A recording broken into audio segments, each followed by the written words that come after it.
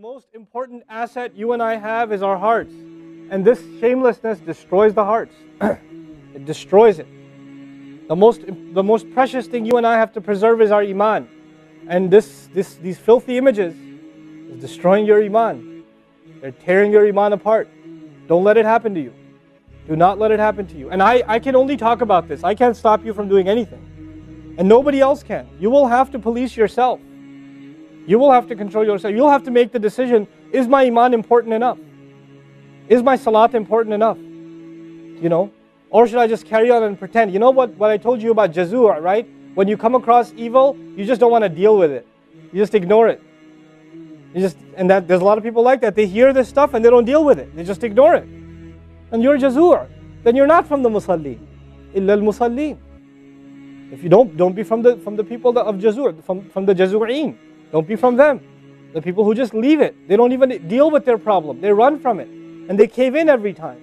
And they're reactionary. And that's the beautiful thing about the beginning of this passage. Halua, reactionary. Usually we react to temptation. You react to an image and it leads you to a site, which leads you to something else, which leads you to something else. You're constantly reacting to things. You're supposed to learn to have the right reaction, and the right reaction comes when we become people of salat. وَالَّذِينَ هُمْ لِفُرُوجِهِمْ حَافِظُونَ. They guard their privates. But guarding your privates doesn't mean you don't commit zina. It means everything that leads to the temptation. Everything that leads to it. They watch it. They guard it. They know it's under attack. They know that their shame is under attack. They realize that their weakness is their urges. The bare minimum is we guard ourselves from shamelessness. We wage a war within ourselves against that tendency. And I know some of you have tried to quit before and you go back. And you've tried to quit before and you go back again. And you go back again. And you keep falling into that trap. I know some of you have done that. You know, and you're struggling with it. But don't give up on yourself. Don't give up on yourself. And whatever it takes, if you just don't be alone. Don't be by yourself. Be with good friends. Be outside. Study somewhere else. Go to the library and study. Go somewhere where other people are around. Because when you're by yourself, shaitan gets you. And if the fear of Allah isn't enough for you, at least the fear of other people will work for you. At least something's better than nothing. You know? For those, I've said this in other talks before, for the parents here, if you have a computer in the house, please don't make it a laptop. Have a desktop in the house with a really big monitor. Get the biggest monitor you can find. Honest to God, and make sure your computer is in the kitchen or in the dining room. Don't put it in the living room. Don't put it in the kids' room. Don't put it in your bedroom. Put it in the dining room, facing the public. You want to do homework, do it over there. Though you can't move the monitor this way or that way. It's facing everybody. That's how you should have it.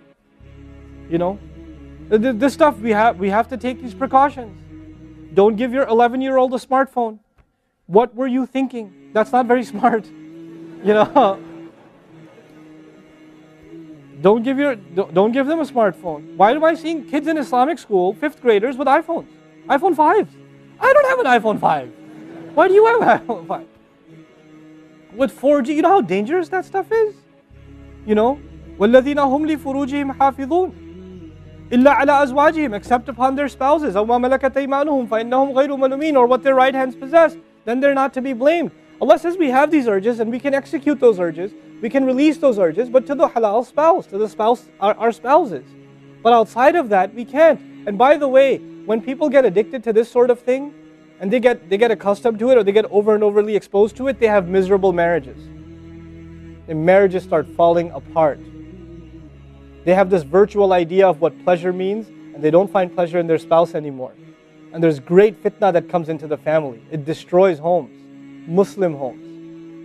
That's what's happening in our world today. Allah talks about the people who make salah, and He says, I'm describing the people who make salah because this is the mawsuf, al-musalleen, then alladhina, all the alladhinas, all the asma' mawsula here are the wasf, the sifa of it, which means the people of salah are the people who protect their shame, are the people who fear judgment day, are the people who, you know, they are constant in their prayers. These are the people. فَمَنِ ابْتَغَى وَرَاءَ ذَلِكَ فَأُولَٰئِكَ هُمُ الْعَادُونَ. The people who pursue anything beyond that, then they are the ones engaged in aggression. This is an act of aggression. You know, when adu is mentioned, or adi, adin from adu, from ada ya'du, right? Al-adun. Al-adawa in Arabic means animosity. Allah says, whoever pursues their urges to be fulfilled outside of the halal, outside of the marriage, whoever pursues that, then they are engaged in an act of aggression. The question is, aggression against who? Because when you say enemy, then you have to say enemy of who?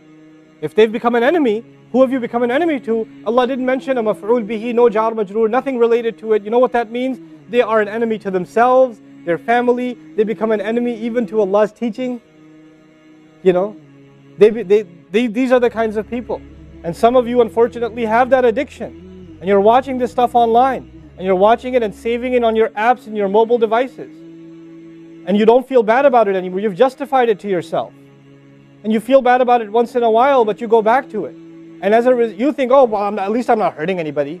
At least I'm not doing it to anybody else. I'm just watching this stuff. It's okay. But you know what's happening to you? Inside, your soul is being just gutted. You have no soul left inside of you. So your prayers are empty and you can't even shed a tear in your salat because your heart is so devoid of the fear of Allah because of the filth you've been watching all this time. It's turned you from a human being into an animal.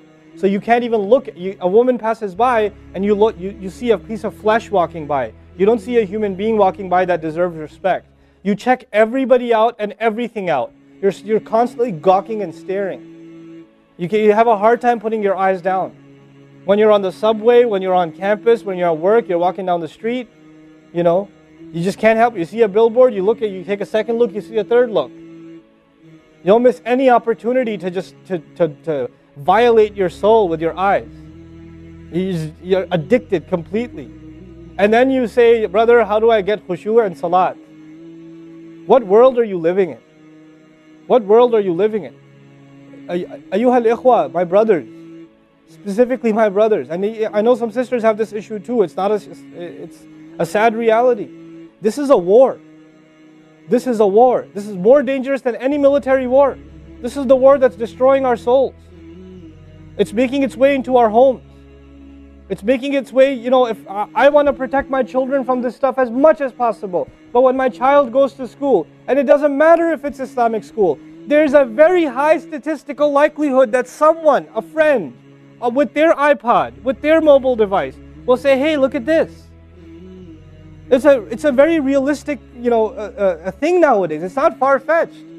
And so I have to prepare my children for the filthy world that they're going to be brought up in.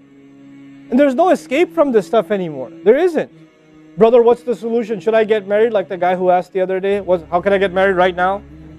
You know? No, guys, the solution is not marriage. Because if you're a pervert, then you're going to be a pervert after marriage too. If you have no shame now, you will have no shame after marriage. Honestly. You think marriage is going to end your problems? No. Your problem isn't marriage. Your problem is spiritual in nature. Your problem is psychological in nature. You need help. You need to stop this. You need to stop hurting yourself like this. The only thing we can do is have a mature conversation about this and teach our youth to deal with this and navigate this and not fall into it. The elders that are here, stop watching Indian movies, man. Why are you sitting in a lecture talking about salat and the importance of salat and you don't guard your shame? Mother and daughter and, you know, husband and wife and sister sitting together watching whatever? God, come on. Stop. وَالَّذِينَ هُمْ لِفُرُوجِهِمْ حَافِظُونَ. They guard their privates. But guarding your privates doesn't mean you don't commit zina. It means everything that leads to the temptation. Everything that leads to it. They watch it. They guard it. They know it's under attack. They know that their shame is under attack. They realize that their weakness is their urges.